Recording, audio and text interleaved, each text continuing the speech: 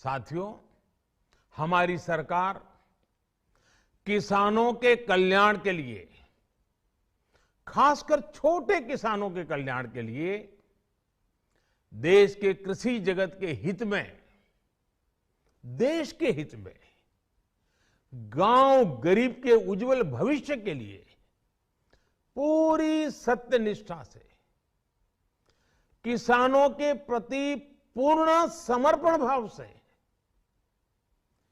नेक नियत से ये कानून लेकर आई थी। लेकिन इतनी पवित्र बात, पूर्ण रूप से शुद्ध किसानों के हित की बात, हम अपने प्रयासों के बावजूद कुछ किसानों को समझा नहीं पाए। भले ही किसानों का एक वर्ग ही विरोध कर रहा था, लेकिन फिर भी ये हमारे लिए महत्वपूर्ण था। कृषि अर्थशास्त्रियों ने, वैज्ञानिकों ने, प्रगतिशील किसानों ने भी उन्हें कृषि कानूनों के महत्व को समझाने का भरपूर प्रयास भी किया। हम पूरी विनम्रता से, खुले मन से उन्हें समझाते रहे। अनेक माध्यमों से व्यक्तिगत और सामूहिक बातचीत भी लगातार होती रही। हमने किसानों की बातों को, उनके तर्क को समझने में भी कोई कोर कसर बाकी नहीं छोड़ी।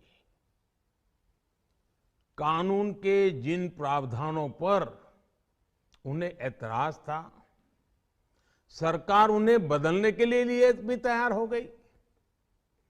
2 साल तक हमने इन कानूनों को सस्पेंड करने का भी प्रस्ताव दिया। इसी दौरान ये विषय माननीय सर्वोच्च न्यायालय के पास भी चला गया।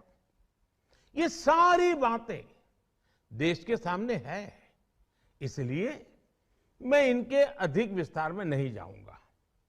साथियों, मैं आज देशवासियों से क्षमा मांगते हुए सच्चे मन से और पवित्र हृदय से कहना चाहता हूं कि शायद हमारी तपस्या में ही कोई कमी रही होगी, जिसके कारण दिए के प्रकाश जैसा सत्य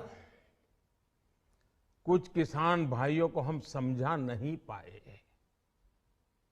आज गुरु नानक देव जी का पवित्र प्रकाश पर्व है। ये समय किसी को भी दोष देने का नहीं है।